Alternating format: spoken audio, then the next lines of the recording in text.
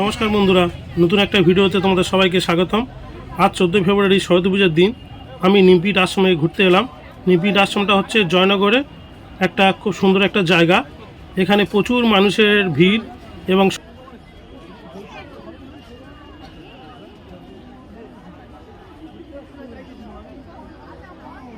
যেহেতু আজকে সরস্বতী পূজা তাই আজ প্রচুর মানুষের ভিড় হয়েছে। দেখুন কত মানুষ এখানে এসছে।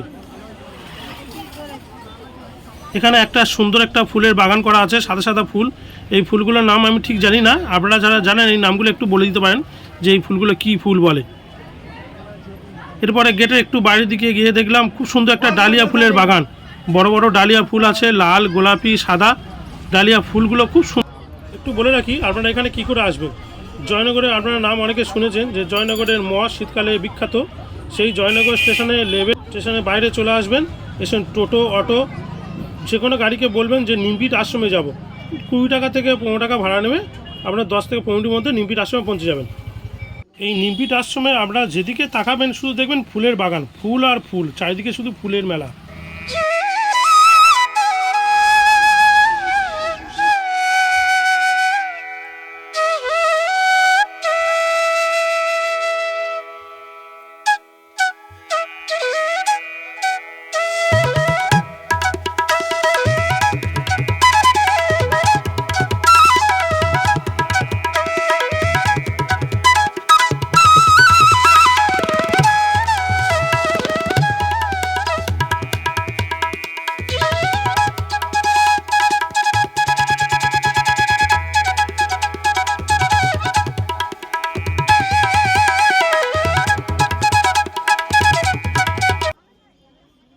মন্দিরের ভিতরটা একটু আপনাদের নিয়ে যায়। এখানে রামকৃষ্ণদেবের একটা মূর্তি করা আছে।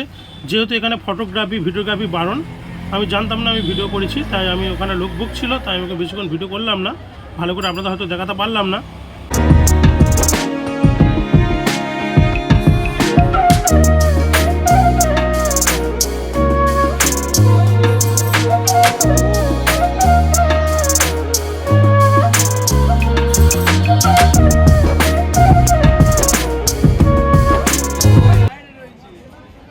ভিডিওটা এই পর্যন্ত, দেখা হচ্ছে পরের ভিডিওতে।